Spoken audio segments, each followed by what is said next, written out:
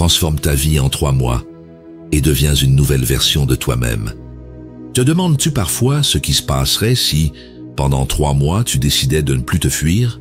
Si, au lieu de répéter les mêmes gestes, les mêmes excuses, tu mettais ton énergie au service d'un objectif clair, devenir une version méconnaissable de toi-même.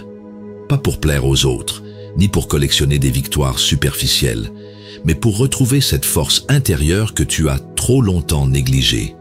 Car il y a ce gouffre silencieux entre ce que tu montres et ce que tu ressens. Tu souris, tu avances, mais dedans, c'est le chaos. Une fatigue sans nom, une lassitude qui colle à la peau. Tu veux changer, tu veux évoluer, et pourtant chaque jour ressemble au précédent. Et dans ce décor figé, tes émotions deviennent tes geôliers. Tu crois être seul à ressentir ça, mais c'est une illusion. On vit tous à un moment cette dissonance entre ce qu'on est et ce qu'on pourrait devenir. On se convainc que ce mal-être est normal, que tout le monde vit comme ça. Mais cette intuition que quelque chose d'autre est possible, ce n'est pas une erreur. C'est ton signal d'éveil, ton appel à la transformation. Alors pourquoi attendre encore 3 mois pour commencer à vivre? Le temps passe, et chaque jour repoussé est une journée de plus dans l'oubli de toi-même. La philosophie stoïque ne promet pas une vie parfaite, mais elle t'offre les outils pour reprendre le contrôle, aligner tes actes à tes valeurs, redéfinir ton propre développement. Ce mal-être que tu ressens n'est pas une faiblesse. C'est un indicateur, un signal vital que ton esprit réclame un changement profond. Tu n'as pas à rester figé dans une version de toi qui ne te ressemble plus. En 3 mois, tu peux initier une évolution puissante, une amélioration personnelle qui te rendra presque méconnaissable, mais fidèle, enfin, à qui tu veux être. Ce n'est pas parce que les choses sont difficiles que nous n'osons pas, c'est parce que nous n'osons pas qu'elles sont difficiles, disait Sénèque. Ici, sur la chaîne Le Stoïcisme révélé, nous t'aidons à oser, à voir clair dans la confusion, à bâtir une transformation intérieure solide, portée par la lucidité et la constance. Si ce que tu entends résonne en toi, abonne-toi à notre chaîne Le Stoïcisme révélé. Laisse-nous un like sous cette vidéo. Partage-la avec quelqu'un qui a besoin de ce déclic et dis-nous en commentaire quelle version de toi veux-tu révéler dans les 3 prochains mois. Explorons la première étape. Le changement commence par la confrontation de soi. Il est facile de fuir ce que l'on ressent vraiment, de s'étourdir dans l'action ou le silence pour éviter la confrontation intérieure. Pourtant, aucun progrès durable ne peut exister sans cette rencontre essentielle avec soi-même. C'est là que commence toute amélioration personnelle, dans ce miroir que l'on évite trop souvent. Alors, que se passe-t-il quand on ose s'y regarder, sans détour, pour devenir une nouvelle version de soi? Un soir, dans le salon familial, une dispute éclate sans raison apparente. Ce n'est pas la première, mais cette fois, l'explosion semble disproportionnée. Tu t'éloignes, le cœur lourd, avec cette sensation d'avoir une tempête coincée dans la poitrine, sans comprendre pourquoi. Et c'est là, dans ce chaos domestique, que tu réalises que le vrai conflit ne se joue pas autour de toi, mais en toi. Marc Aurèle enseignait « L'homme se trouble non par les choses, mais par l'idée qu'il s'en fait. Ce n'est donc pas la discussion en elle-même qui te détruit, mais tout ce qu'elle réveille en silence, les regrets, les rancunes, les blessures que tu refuses de regarder. » Le stoïcisme t'invite à cesser d'accuser l'extérieur pour commencer à interroger l'intérieur. La transformation commence dès que tu acceptes de voir ce qui te fait mal sans te juger. Ce n'est pas un aveu de faiblesse que de reconnaître sa confusion. C'est une marque de courage d'admettre que tu ne sais plus vraiment où tu en es. Tu as le droit de ressentir cette fatigue morale, ce besoin d'une direction. Mais tu as aussi le devoir envers toi-même de ne pas t'y noyer. Sénèque affirmait « Celui qui ne sait pas vers quel port il navigue, aucun vent ne lui est favorable. » Pour entamer ce processus de réinvention, tu dois nommer ce que tu ressens, clarifier ton but et t'y engager avec constance. C'est ainsi que commence l'évolution, en choisissant un cap, même incertain, plutôt que de dériver sans fin. C'est le premier pas vers une réelle amélioration personnelle. Quelques jours plus tard, dans les transports en commun, tu croises ton reflet dans une vitre. Cette fois, tu ne détournes pas les yeux. Tu te surprends à observer ce visage fatigué avec bienveillance, à te dire que, malgré les douleurs, tu avances. Tu n'as pas encore changé toute ta vie, mais quelque chose en toi s'est redressé. Et c'est visible, même dans ce moment anodin. Tout changement profond commence dans l'ombre, là où personne ne regarde. C'est en acceptant de te voir tel que tu es, que tu pourras devenir celui que tu veux être. Et dans cette reconnaissance brute, naît la promesse d'un renouveau. Le voyage de 3 mois commence ici, par cette simple décision. Ne plus te fuir. Accueillons la deuxième étape. L'acceptation des peurs comme catalyseur de transformation. Il est tentant de croire que le courage consiste à ne jamais avoir peur, alors qu'en réalité, il s'agit d'apprendre à marcher avec elle.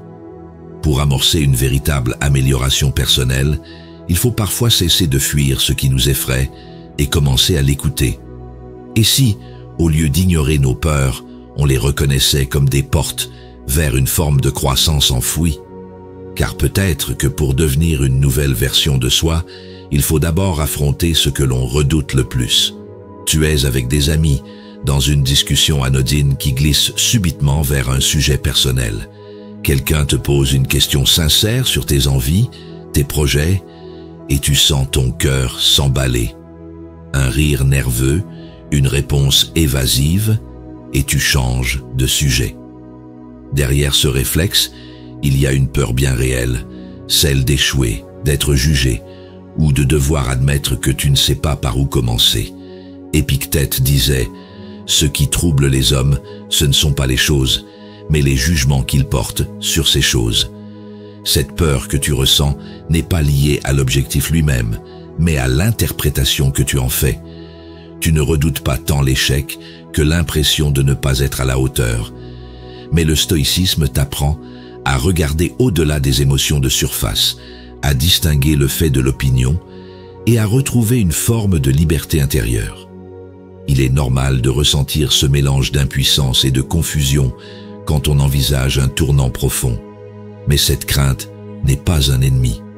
Elle est un feu rouge intérieur qui t'invite à ralentir, à observer, à comprendre ce qui compte vraiment pour toi.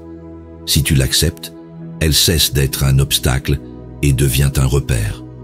Marc Aurèle affirmait « La peur, comme la douleur, est un signal. Elle t'indique où regarder.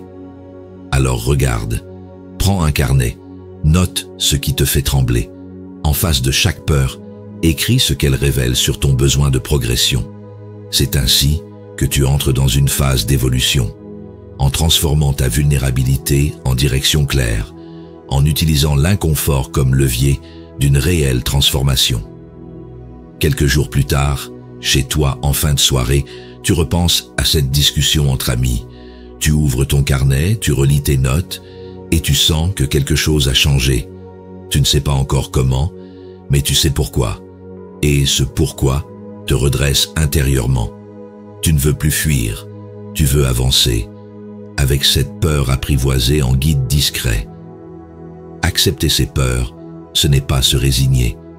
C'est comprendre qu'elles sont les messagères d'un besoin profond de changement. En les accueillant, tu révèles une force que tu soupçonnais à peine. Et dans cette lucidité nouvelle, tu poses les bases d'un développement durable. Le prochain pas t'attend, et il commence là où tu n'osais pas regarder. Observons la troisième étape.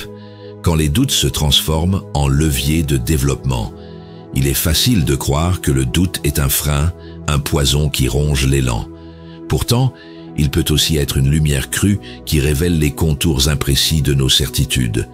Pour devenir une nouvelle version de soi, il faut parfois traverser cette zone floue où l'on ne sait plus si l'on avance ou recule. Le stoïcisme nous pose alors cette question essentielle. Et si nos incertitudes étaient en réalité des tremplins pour notre propre élévation? Tu es dans un open space, entouré de collègues qui tapent frénétiquement sur leur clavier. Ton manager t'adresse une remarque sur un dossier inachevé et tu sens une tension immédiate monter dans ta poitrine. Tu fais semblant de rester calme, mais intérieurement, tu remets tout en question, ta compétence, ta place, ton avenir. Cette spirale mentale, tu la connais trop bien et elle t'épuise. Épictète expliquait « Ce n'est pas le doute qui est nocif, mais la manière dont nous y répondons. » Le trouble que tu ressens ne vient pas de la remarque en soi, mais de la tempête qu'elle réveille en toi. Le stoïcien ne cherche pas à éliminer le doute, mais à s'en servir comme d'un outil. Il l'observe, le questionne et en extrait une direction claire. Dans ce chaos intérieur, tu n'es pas perdu. Tu es invité à redéfinir ce que tu veux vraiment accomplir. Tu as le droit de te sentir déstabilisé. Ce sentiment d'inadéquation, aussi inconfortable soit-il, est souvent le signe que tu es prêt à franchir un cap. Ce n'est pas une régression, mais une phase de transition. Reconnaître ces moments de flottement, c'est ouvrir la porte à une forme d'évolution plus profonde. Marc Aurèle affirmait « Si quelque chose t'apparaît difficile, ne te dis pas que c'est impossible, mais cherche comment y parvenir. » Face au doute, pose-toi une question simple. Quel est le besoin caché derrière cette insécurité? Peut-être est-ce une quête de reconnaissance ou un besoin de clarté sur ton objectif. En identifiant la racine, tu transformes le trouble en élan et l'incertitude devient une étape vers ton amélioration personnelle. Quelques jours plus tard, lors d'un trajet en train, tu observes le paysage défiler sans vraiment le regarder. Ton esprit revient à cette scène de bureau, mais cette fois, tu ne ressens plus la même tension. Tu te surprends à penser à une solution concrète, une action à poser. Ce n'est pas un miracle, juste un déplacement intérieur. Le doute n'est plus un blocage, mais un moteur. Accepter le doute comme une étape nécessaire, c'est faire preuve de maturité intérieure. C'est comprendre qu'il ne s'agit pas d'éliminer les zones d'ombre, mais d'apprendre à y marcher avec plus d'équilibre. En les traversant, tu renforces ta capacité à aller au bout de ta transformation. Et ce chemin, aussi incertain soit-il, te rapproche chaque jour un peu plus de la personne que tu veux devenir. Alors que tu avances sur ce parcours de 3 mois, souviens-toi, le doute est un compagnon exigeant mais précieux. Il ne te détruit pas, il t'informe. Et si tu choisis de l'écouter sans te soumettre, il devient un allié inattendu pour révéler une version de toi plus proche de ton essence. Le prochain pas t'attend, et il commence là où tu hésites le plus. Retrouvons la 4e étape, la révélation des vérités cachées sur notre potentiel. Il y a en nous des forces que l'on ignore, des aptitudes enfouies sous des années de conditionnement, de doute et de fatigue émotionnelle. Pour amorcer une réelle amélioration personnelle, il faut parfois accepter de remettre en question ce que l'on croit savoir sur soi-même. C'est seulement ainsi que l'on peut espérer devenir une nouvelle version de soi, en révélant les vérités que l'on s'est trop longtemps cachées. Mais comment accéder à ce potentiel si on refuse d'admettre qu'il existe encore quelque part en nous? Tu es dans une file d'attente à la pharmacie, entouré de conversations banales, quand ton regard se perd dans le vide. Quelqu'un te pousse légèrement, tu t'excuses mécaniquement, mais tu es ailleurs, pris dans cette pensée obsédante. Est-ce que je suis vraiment fait pour autre chose? Une chaleur monte dans ta poitrine, puis un froid aussitôt comme si tu appréhendais ta propre réponse. Tu sors avec ton sac, mais le vrai poids, c'est ce doute qui t'accompagne toujours. Sénèque affirmait « Beaucoup d'hommes auraient pu atteindre la sagesse s'ils ne s'étaient pas crus déjà sages. » Tant que tu crois te connaître totalement, tu restes enfermé dans une version limitée de toi-même. Cette sensation d'étouffement que tu ressens dans des moments ordinaires n'est pas un hasard. C'est le rappel silencieux que tu vis en dessous de ton véritable potentiel. Le stoïcisme t'invite à suspendre ton jugement sur toi-même pour ouvrir l'espace à une redécouverte. Il est normal d'avoir peur de ce que l'on pourrait réellement accomplir si l'on cessait de se saboter. Cette crainte n'est pas ridicule, Elle est le signe que tu pressens déjà l'ampleur de ta propre transformation. Mais tu ne peux pas évoluer sans accepter de remettre en question l'image que tu t'es construit. Et peut-être que la plus grande prison, ce n'est pas ce que tu ne sais pas faire, mais ce que tu crois ne pas pouvoir faire. Épictète disait « Ce n'est pas parce que tu veux quelque chose que tu y parviendras, mais tu ne parviendras à rien si tu ne le veux pas. » Face à cette vérité intérieure qui te dérange, pose-toi une question simple. Que se passerait-il si tu te donnais enfin la permission d'essayer?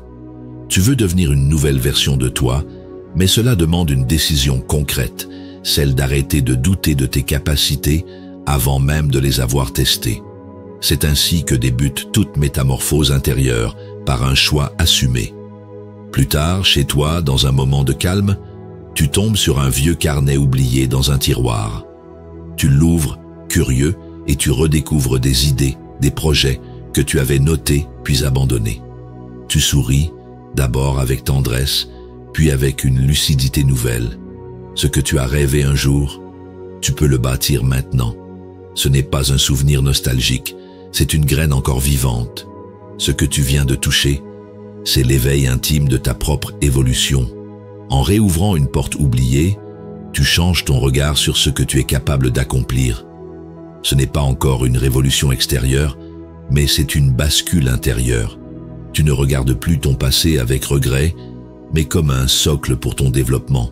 Et ce simple geste te transforme déjà. Chaque être humain porte en lui un potentiel plus vaste que ses circonstances. Mais encore faut-il oser le regarder en face, sans filtre ni faux semblant. Ce réveil intérieur, même s'il est parfois douloureux, est le commencement d'un chemin plus aligné. Et maintenant que cette vérité t'a effleuré, elle ne te quittera plus. Elle t'appelle à avancer vers le prochain pas de ton changement. Franchissons la 5e étape, les barrières internes comme tremplin vers la liberté. On croit souvent que ce qui nous bloque vient de l'extérieur, les circonstances, les autres, le manque de temps. Mais en y regardant de plus près, ce sont nos propres résistances qui nous enferment. Pour amorcer une réelle amélioration personnelle, il faut apprendre à utiliser ces blocages comme des leviers. Et si ce que tu considères comme un mur était en réalité une porte vers ta capacité à devenir une nouvelle version de toi-même? Tu es dans une grande surface, poussé par la routine, lorsque tu tombes par hasard sur un ancien collègue. Il te parle de ses projets, de ses réussites récentes, et tu sens une crispation immédiate dans ton ventre. Tu souris poliment, mais intérieurement, tu ressens un mélange d'envie et de honte. Sans t'en rendre compte, tu te compares, et tu t'en veux de ne pas avoir bougé depuis tout ce temps. Sénèque affirmait « Ce n'est pas parce que tu trébuches que tu es perdu, c'est parce que tu refuses d'avancer. » Ce malaise n'est pas provoqué par l'autre, mais par le miroir qu'il tend à tes propres renoncements. Le stoïcisme t'invite à voir dans cette gêne une alerte intérieure, un signal que tu vis peut-être à côté de tes vraies aspirations. Ton inconfort n'est pas un échec, c'est une invitation à reconsidérer ton propre développement. Tu as le droit de ressentir cette tension, cette impression d'être resté figé. Ce n'est pas une faute, mais une alerte. Et si, au lieu de la repousser, tu l'écoutais vraiment? Ce serait le premier pas vers la libération de ces chaînes invisibles que tu t'imposes toi-même. Marc Aurèle enseignait « Tu as pouvoir sur ton esprit, pas sur les événements. Prends conscience de cela et tu trouveras la force. » Ce n'est pas en attendant que les conditions extérieures changent que tu te transformeras. C'est en choisissant malgré tout de poser un acte aussi minime soit-il. En reconnaissant que les freins sont en toi, tu ouvres l'espace à une profonde évolution, un vrai départ vers ton objectif de réinvention. Quelques jours plus tard, dans la cuisine familiale, tu surprends ton propre discours. Tu racontes une idée, un projet que tu gardais secret depuis longtemps. Et ce n'est pas juste un mot lâché, c'est une énergie nouvelle dans ta voix, un feu discret que même ton entourage remarque. Tu n'essaies plus de convaincre, tu incarnes un début de bascule. Ce que tu viens de franchir ce n'est pas un obstacle extérieur, mais une limite psychologique que tu croyais infranchissable. En l'affrontant, tu as enclenché une transformation plus profonde qu'un simple progrès visible. Tu n'es plus dans la justification, tu es dans l'action. Et cette bascule intérieure change déjà ta manière d'exister. Chaque barrière que tu rencontres peut devenir une rampe d'élan, à condition de l'interroger honnêtement. Ce n'est pas ton passé ou ton environnement qui te définit, mais la façon dont tu décides de les traverser. En reconsidérant tes résistances comme des tremplins, tu avances vers une liberté plus grande. Et cette liberté commence ici, là où tu cesses de te raconter que tu ne peux pas. Avançons vers la 6e étape, l'émergence d'une nouvelle version de soi à travers les épreuves. Parfois, ce que l'on appelle épreuve n'est rien d'autre qu'un point de bascule, ce moment où la fatigue ne suffit plus à masquer le besoin de métamorphose. Pour amorcer une véritable amélioration personnelle, il faut cesser de voir la douleur comme une punition et la regarder comme une invitation. Et si devenir une nouvelle version de toi-même ne passait pas par l'évitement, mais par la traversée consciente des secousses intérieures. Tu es dans un bus, adossé à la vitre, les écouteurs dans les oreilles, et pourtant chaque bruit te semble trop fort. Une dispute d'adolescent, un bébé qui pleure, un message non lu sur ton téléphone. Tout agresse. Tu te demandes soudain comment tu en es arrivé à vivre dans cet état de tension permanente. Le monde autour de toi continue, mais en dedans, c'est comme si quelque chose s'effondrait lentement sans que tu puisses l'arrêter. Épictète disait « Ce qui trouble les hommes, ce ne sont pas les choses, mais les jugements qu'ils portent sur elles. Ce vacarme extérieur n'est que l'écho de ton propre chaos. » Le stoïcisme t'invite à ne pas confondre le tumulte du monde avec ta paix intérieure. Ce que tu ressens dans ce bus n'est pas juste de la fatigue, c'est l'indice d'un seuil atteint, une tension qui appelle une révolution intérieure. Il est normal de se sentir submergé quand l'accumulation devient insupportable. Mais ce débordement est parfois nécessaire pour comprendre que l'on ne peut plus se contenter de survivre. Accepter cela, sans honte ni fuite, c'est poser la première pierre de ton renouveau. Ce n'est pas une défaite, c'est un signal fort. Tu es prêt à transformer ce qui t'épuise en force nouvelle. Marc Aurèle enseignait « La douleur est un aiguillon. Elle te pousse à regarder ce que tu refuses encore. Alors, regarde. Prends un moment, même bref, pour écrire ce qui t'écrase, ce qui te vide, ce que tu ne veux plus porter. Ce simple acte peut déclencher un basculement. En nommant ce qui te ronge, tu rends possible un début d'évolution. C'est ainsi que tu entres dans un processus de transformation, en te rendant à toi-même. Quelques jours plus tard, chez toi, en pleine conversation avec un proche, tu t'entends dire calmement « J'ai besoin de changer certaines choses dans ma vie ». Pas comme une plainte, mais comme une déclaration. Et, à ta propre surprise, la personne en face ne te contredit pas, ne minimise pas.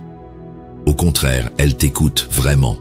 Ce que tu viens d'exprimer, c'est le début d'un réel développement intérieur, celui que tu n'osais même plus formuler. Ce que tu vis n'est pas un simple moment de crise, c'est une mue. Tu n'as pas fui la douleur, tu l'as regardée et elle t'a révélé un passage. Ce n'est pas encore une victoire éclatante, mais c'est une bascule silencieuse. Tu ne subis plus, tu choisis. Et ce choix, répété, t'emmène vers une version de toi que tu n'as encore jamais rencontrée. Les épreuves ne sont pas là pour te briser, mais pour te révéler. Elles te donnent l'occasion de redéfinir ce que tu veux incarner. En les traversant avec lucidité, tu affirmes chaque jour un peu plus ton engagement vers une existence alignée. Et dans cette fidélité nouvelle à toi-même, tu construis pierre après pierre la personne que tu es en train de devenir.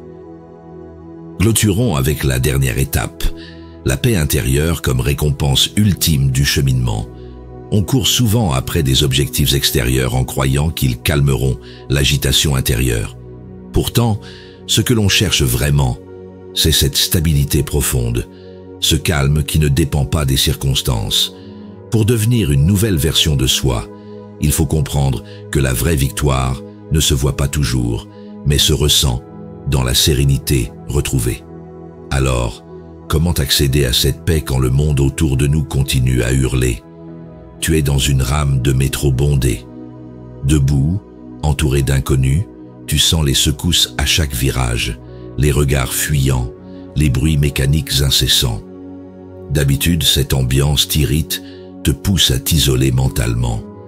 Mais aujourd'hui, sans que tu comprennes pourquoi, tu inspires lentement et tu ne résistes plus. Tu accueilles ce moment tel qu'il est, sans vouloir qu'il soit différent. Sénèque affirmait « Ce n'est pas la tranquillité des lieux qui procure la paix, mais celle de l'âme. » Ce calme que tu ressens ne vient pas du silence extérieur, mais d'un apaisement nouveau en toi. Le stoïcien ne fuit pas le tumulte, il apprend à y être sans s'y perdre. En acceptant pleinement ce contexte inconfortable, tu réalises que ta paix ne dépend plus de l'environnement, mais de ton regard sur lui. Cette sensation d'alignement ne s'impose pas, elle se cultive. Tu n'as pas effacé tous tes doutes, tu n'as pas résolu tous tes conflits, mais tu as cessé de les laisser envahir chaque recoin de ton esprit. Tu n'es pas devenu insensible, tu es devenu plus conscient. Et cette conscience modifie tout. Marc Aurèle enseignait « L'âme est colorée par les pensées que l'on cultive. » Alors tu choisis, chaque jour, de nourrir cette amélioration personnelle par des pensées plus justes, plus sobres. Tu ne cherches plus à tout contrôler, mais à mieux t'orienter. C'est ainsi que tu entres dans une forme d'équilibre durable, en devenant une version de toi plus apaisée, plus stable. Quelques jours plus tard, en pleine discussion au travail, une remarque injuste fuse sur ton implication. Avant, tu aurais ruminé pendant des heures, mais là, tu écoutes, tu réponds sans animosité et tu passes à autre chose. Ce n'est pas que l'attaque ne t'a pas touché, c'est que tu as appris à ne plus y accorder plus de poids qu'elle ne mérite. Et cela change tout. Ce que tu vis maintenant n'est pas une forme de résignation, mais une vraie transformation intérieure. Tu ne réagis plus à chaque tension comme à une menace. Tu choisis tes combats, tu retrouves ton axe. Et cette posture nouvelle t'offre une liberté que tu ne soupçonnais pas. La paix intérieure n'est pas un état figé, mais un engagement quotidien envers soi-même. Elle ne signifie pas l'absence de tumulte, mais la capacité à ne plus en être esclave. En acceptant ce que tu ne peux changer et en agissant sur ce que tu peux, tu alignes enfin ton esprit à ta vie. Et dans cet alignement silencieux, tu découvres ce que signifie vraiment évoluer.